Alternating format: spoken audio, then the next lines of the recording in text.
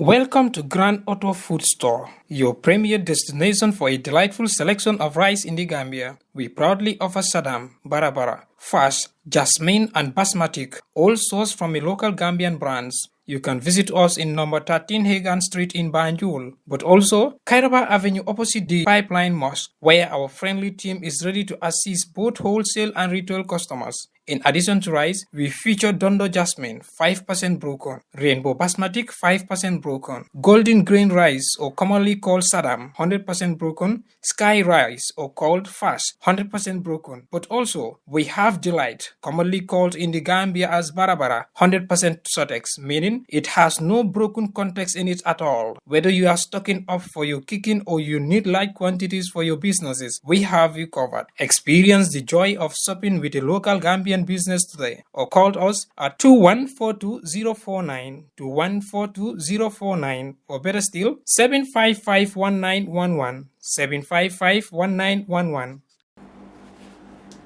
Hello and welcome to our third episode of the Youth Empowerment and Innovation Series that comes to you on TAD TV on every Wednesday. And today in the studio we have Yankuba Keita, the founder and the CEO of the Raise the Young Foundation, the Gambia.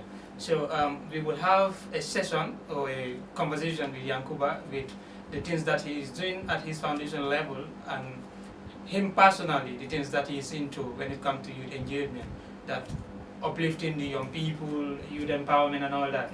So we will delve more into that discussion, but you remember that this program is sponsored by the Grand Auto Food Store, Grand Auto Car Accessories and Decorations, Grand Auto Vehicle Selling Point, that is at Kairaba Avenue. So those are our proud sponsors of this program, that if you need all these materials, they have you in stock, or if at all you want it in bulk or whatever, they have you covered. So on that note, we welcome in Yankuba into the program. Thank you. Good morning to you all. My name is Yankuba Keita. I am the CEO and founder of Raise the Young Foundation. Yeah, Yankuba, first of all, you can tell us, what is your foundation all about? My foundation, the foundation was established in 2020 by a group of young people, not only me, but I came up with the concept, and we seek to promote the rights of women and children and also the rights of young human rights defenders. Because the inspiration came in when I traveled to Ghana and I see young people doing a lot of things in their community. Meaning it is not a Western idea? No, it's not a Western idea, because I was working with the African Center for Democracy and Human Rights Studies for 10 years. And during that period, I was traveling all over Africa to do attending seminars and also workshops. And also when I travel to other countries, I see that young people take a lot of, they into so many things in community level, national level. And I feel like also Gambia or my community back out is also lacking, you understand? The concept started me targeting Bakau. But later on, I understand that we have to broaden up and come up with something that will benefit all the young people in this community, in this country. Yeah, this country. Yeah. But what do you think that are some of the ideas that you have grabbed from other African countries that you have traveled to, that you think the civil society organizations or other NGOs that are into youth activities, women empowerment, children and all that are not doing, that you have to come up with?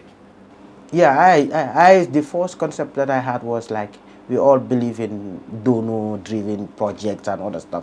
But Raise Young comes with a different ideology, you understand? A different plan, a different model, you understand? Because when we started, we were not having funds from anybody. But what we did was like, we involved people, because we want people to take ownership of whatever you're doing for them.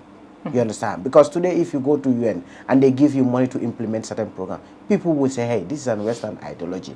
These people, they are giving this money to them to implement this thing, to change our mindset. You understand? But I can give you a scenario when this COVID came in. Yeah. And Raise the Young was actively doing a lot of activities, sensitization. Even without receiving dime from UN also? Yeah, not even the government or any other thing. Because what we initiated was like, how can we get funds to do these activities? Because we know that in communities we have people who might want to help, but you know, you have to approach them. You understand? And when we have our own plan to say we're doing this thing, it has no government interference, it has no political interference in it. You understand? We came up with a good idea, and we were able to get donations.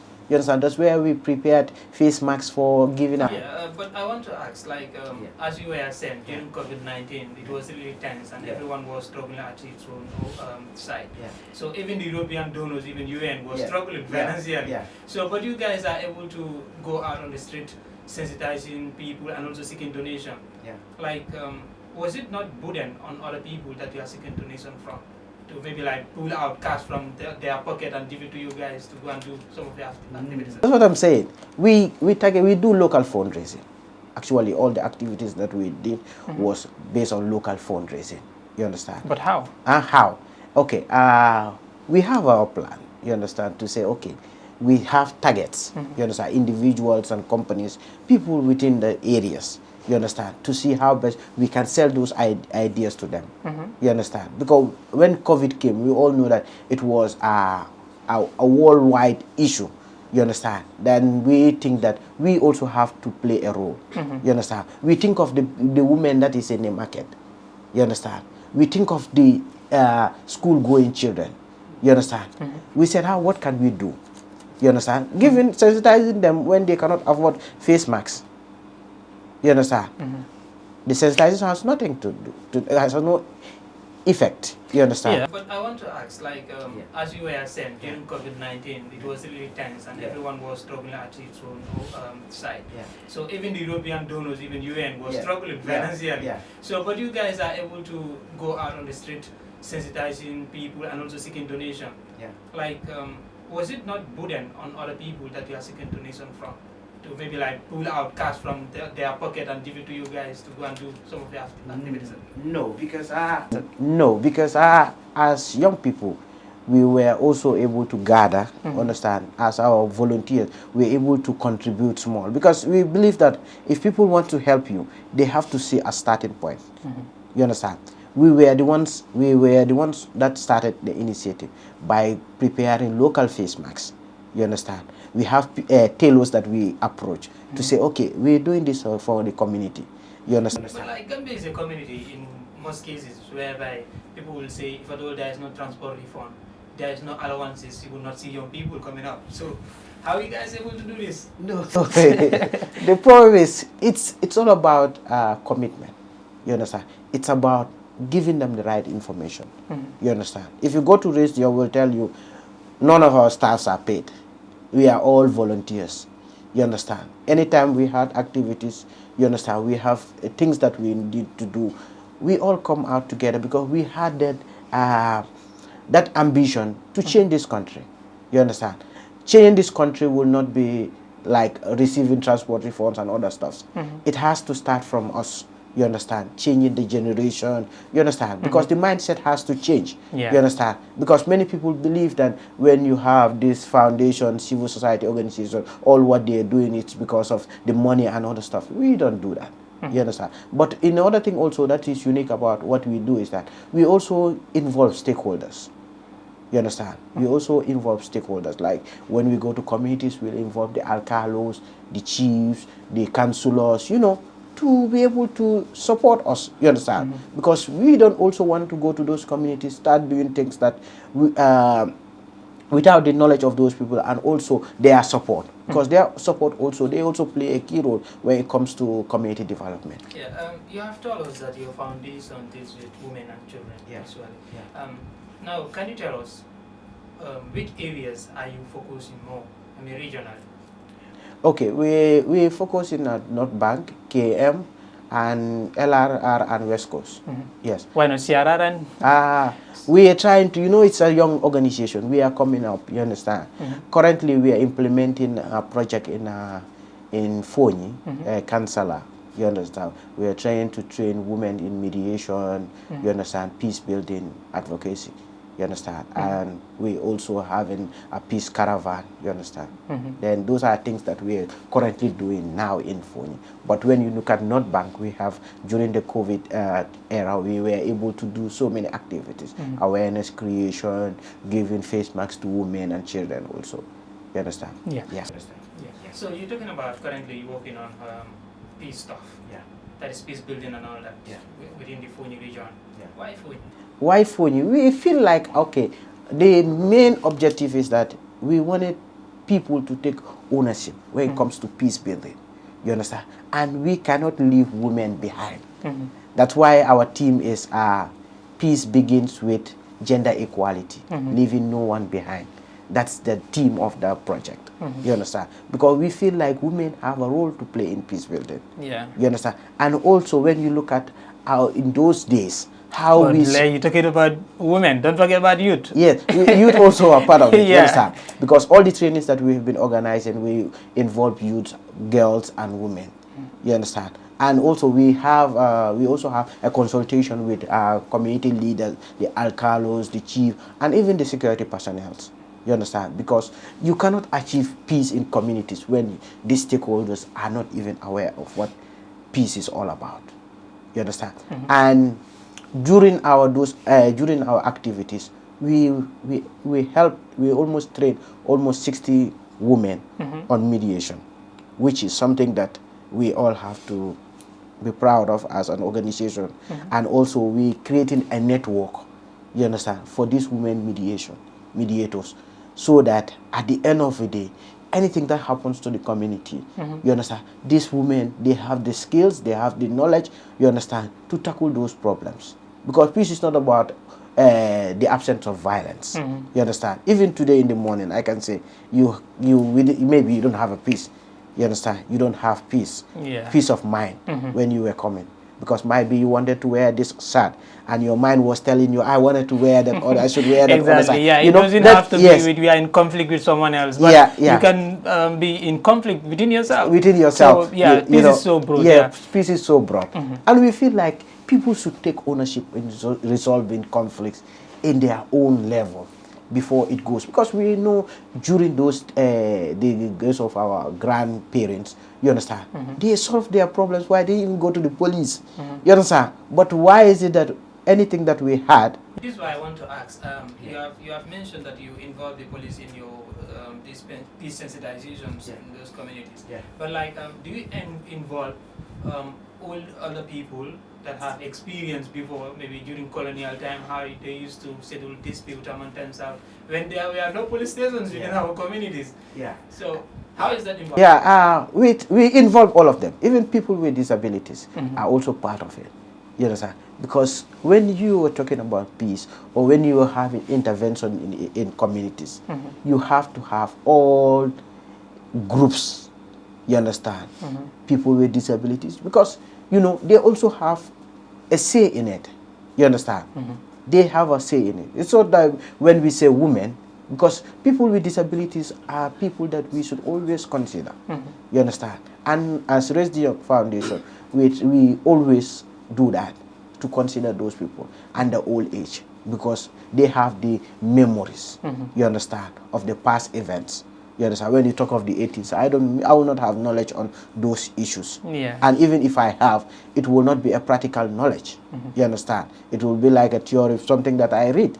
You understand? But these are the things that we do in all those communities. You mentioned that the foundation is not depending maybe on like to give out money to people, to bring people to the foundation, or maybe like to give money to people in order to listen to what the foundation has to give it to them. Yeah. So, but how is that collaboration between the foundation and the people that they are approaching to sensitize on the activities that they are doing? Yes, you know, in whatever you are doing, you have to give it back to the community. You understand? The community have to take ownership. You understand? If the community takes ownership, they understand that this is good for me. You understand? This is good for our community. You don't have much to do, because the community accepts. You understand? Because when you plan it, you have to involve the communities. You understand? I can sit down here today and write a project about Fonyi. You understand? Without the involvement of the community, I can implement it, but the result will not come out good. Yeah. You understand? Because I will say, okay, call Mohammed, call this one, so we can have this thing. We're going to give you transport reform. Without transport reform, people answer to our calls. At the end of the day, did you get back to those communities to see the impact of your some of the activities that you have done? Yes, we do evaluation and monitoring, you understand, to see what these people have been doing. You understand? What are their challenges? How can we help them also? Because it's also important that we go back to those communities, see what is their challenges, how best we can address those issues. Yeah. Tell us this story. I think for Raise the Young, the story that we had that is more inspiring is that our children's one day. Yeah, it's something that touches me all the time. And this year, last year was a turning point for our kids' fun day because we have a large crowd, you understand? And you know, people, children with disabilities participate in those competitions and some of them won. Wow. Yeah, and this was an inspiration to other people that we are all equal. We can all contribute to our quarters. Because what we realized, why we came up with that Children Fund Day, we realized that during Christmas, a lot of young people going out, you know, we have a lot of cases of gender-based violence during those times, you understand? We have children missing and other stuff. We said, why don't we gather them together, you understand? Coming up with competitions, you know, we have spelling competition, we have dancing competition. We come up with a lot of things so that they can have fun.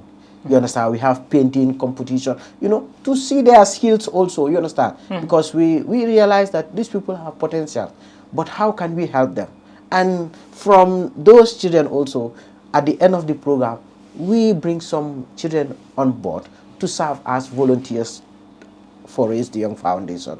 Because as you know, Raise the Young is not only focusing on peace building, you understand, but education is something that we also focus on. And also we trying to come up with certain strategies to change the mindset of those children, you understand? Because when you talk of littering, there are a lot of elderly people that you can't stop from littering, you understand? But if those young people that are coming up have the mindset that we should not litter, you understand? Then if that old generation moves out, you understand? Then you have a new generation that have the mindset to say, okay, we don't need to litter. It's like you are putting attitude in children at a very early age. Yes. And yes. And also, unique thing about us is that when we have a kids program, we want children to take lead. You understand? So to show their colleagues that yes, this girl is doing something in our in the community, you also have to join, or you have to also do the similar things. But like, is it open for every child? Yeah, it is open to every child. Yeah. This is your Youth Empowerment and Innovation series that we are currently on. Here in the studio is the founder and the CEO of the Youth Raise the Young Foundation, Yankuba Keita. So Yankuba, we still continue on the questions. I want you to teach me, or even the viewers to learn from you. What message do we have to cultivate in the young people that are out there viewing us on this program, to tell them some of the experience that we have in our Gambia society when it comes to some of these things related to youth, most especially your participation in youth activities? Yeah, you know, we had challenges, me as an individual, because we all know the community I came from is from Bakau. I'm from Bakau. You understand? I was born and raised in Bakau. You know, people don't have that mentality that all community work, it's free. You understand? Many people feel like when somebody is doing community work, he has a vision for something else. You understand? Maybe you wanted to enter into politics, or you wanted to do certain things, you understand? Or you're looking for international recognition and all that stuff. And I said, no. When your community is clean, you are healthy as an individual. You understand? When your community is aware, you understand? You will not face any violence. You understand? Yes, sir. When the community knows they are right, community members know they are right, the community will have peace. You understand? And the challenges that we have is that the mentality of people, you understand, people that will challenge you in whatever you're doing because you're doing a great job. But for me as an individual, I am not distracted by outside noise. I have a vision to make sure that young people take ownership. Young people are aware. young people are part and parcel of national development. Because young people play a key role. They are the active ones. You understand? And we consider almost 60%. You understand? Then if young people take ownership, then we'll be able to develop this country. The challenge will... But like on that point, I just want to come in. Sometimes you can be into these voluntary services as a young person. Maybe someone join you in your team. Maybe you even have that experience. Maybe within few months or few years, you see the person above you. Maybe have international scholarship and all that. And like that also used to discourage some people, feeling like I'm into this activity or maybe I'm into this advocacy, but this one just came and now he is above me. So on that aspect, what do you have to say? No, for me, I believe in my vision, yeah? I believe in my vision. And sometimes if I tell people that, hey, I have been into this for more than 10 good years, they can't believe it because I am... But like in general aspect, on that aspect, what do you have to give out to the public? You know, as young people, you have to have a vision. You have to focus. You understand? You cannot be in this area today and wanting to move to that area again. You understand? You have to believe in the process. Yeah. You understand? Like when we are coming up with ratio, we have big challenges. Some even got discouraged. But me and others that have the vision, we continue with it. Yeah. You understand? It's about you pursuing your vision. You understand? That is the only way out. You understand? Because this is the thing that disturbs a lot of young people in this country. Today you will see them into activism. Tomorrow you see them into politics. Sometimes you see them into so many things because they don't know what they really want. And if you don't know what you really want, it will be a challenge for you to succeed in life. Yeah. You understand? Then my focus is making sure that young people have a say in decision making in this country. I have seen that even in Nigeria recently they have included makeup artists and hair braiding and like a lot of things that in the Gambia we are just looking at maybe like as looking beneath as things that are not up to standard for now and all that. But like in Nigeria, they have put them into their school curriculum. Even in primary school, you have to learn some of these things as subjects. So like, I think we have a long way to go, but like we also as young people need a lot of effort to improve. We need a lot of efforts to improve, you understand? The political will should also be there, you understand? I always tell people, if you go to YEP, for example, how many young people have they trained? And out of that young people, how many are employed? You understand? How many have their own businesses? It's something that we should all look at. I remember 2 years ago when we were able to secure a scholarship for almost like 10 young people from Bakau. You understand? Through my collaboration with the Office of the Councillor of Bakau, Newtown, Fajara Ward. Then those young people, when they were going, I said, hey, we're not going to choose for you. What do you want to do? You understand? They all choose what they want to do. And some now, they are good electricians in our community. You understand? We don't even call people outside. Because what we did was when these people graduated from that course, they were sent for attachment to other institutions. And after their attachment elapses, then what we did was we also tried to connect them within the community to make sure that when people need electric jobs, they will call those people to come and help them. You understand? And currently also we were able to secure this thing, scholarship for 10 girls to also adventure into makeup artists and other stuff. You understand? At Vicky's salon. You understand? We're doing a lot of things. It's like the money that you have spent from that community is just rotated within the community, within the community. Yeah. We also feel like the government cannot do all. Yeah. You understand? But as young people, we also have to be more innovative and creative. You understand? To make sure that we are involved in development. You understand? Personal development. Because recently, we, as young people of Bakau, we are not happy. Because a lot of young people have taken this journey and they have all lost their lives. Yeah. You understand? And when you sit with them, all what they want, they will tell you is that we there is no employment for us. This place is not good for us. What can we do for them? Yeah, but like I want to ask this question: how are the youth in this community currently feeling? Like when they talk of unemployment and also the trauma that they are going through? Because I understand that it's rare to find a youth in Baka who will tell you that I don't lost a family or I don't lost a friend through this back journey. Yeah, we all feel it. We all feel it, and we really struggle it. You understand? Because the problem is that we have a lot of issues. Bakau is rich. You understand? Economically, Bakau is rich. But you can see the fishing is no more going. You understand? It's no more going. And also, we have a lot of hotels and all. But go to those hotels. How many young people from Bakau is employed in those communities, in those hotels? These are all challenges that we're looking up to tackle those problems.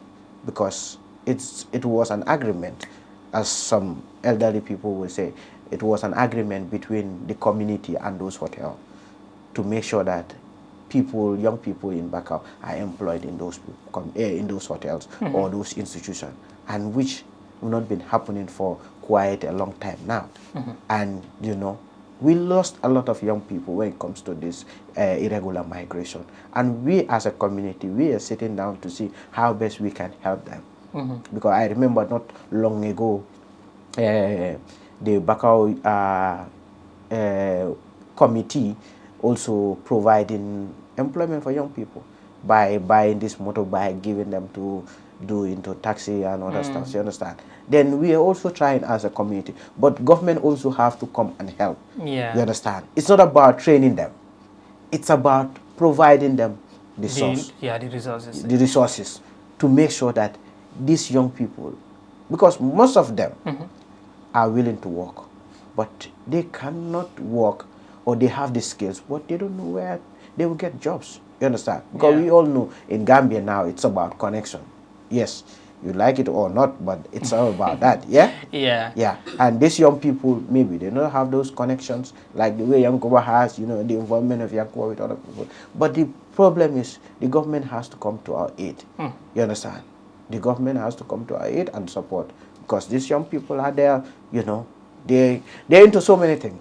Because you see them sitting in vools, drinking attire, even smoking marijuana. Yeah. And on that note, what final message do you have to send out today? It's like word of encouragement. This country belongs to us, and we all have to fight to make sure that we develop this country. Nobody will come out to develop this country for us. And all what we need is that we all have to participate in national development like other countries are doing. Let's try to come up with innovative programs for our young people. And the young people also have to take ownership. Take ownership and make sure that those resources are not waste. You understand? Because if people bring projects and other stuff for you, at the end of the day, you will not take it seriously. You will not have another project. But all I am asking of young people is just to be patient and also be mindful, pursue education, you understand? Be there for your community, be there for your family, and at the end of the day, I think we'll have the Gambia that we want in 2030. Yeah. That's my target. Yeah, thank you so much, Yankuba, for accepting this interview that we have here in the studio today. And you can see his topic is mostly centered on motivating and encouraging you to be innovative, not also to rely on other jobs and all that. And I believe even with the foundation that he's working with, the idea is not Western, it's of Africa, that we all share when it comes to the skin and a lot of things that we are doing in the Gambia that we share in other countries that is within the Africa. So on that note, we thanking our viewers for following us on this Youth Empowerment and Innovative series on TXD TV, and our your host Mustapha Jarju. Until then, bye. Welcome to Grand Auto Car Decoration and Accessory Store, your one-stop destination for everything your vehicle needs. Enhance your ride, from stylish seat covers to essential car batteries and engine oil. We have a wide selection of products to personalize and maintain your car. We are conveniently located opposite the Pipeline Mosque, and our friendly team is dedicated to making your shopping experience enjoyable. Don't forget our car selling point at Grand Auto Company Gambia Limited on Kairaba Avenue, where you can find various car types. Let us help you transform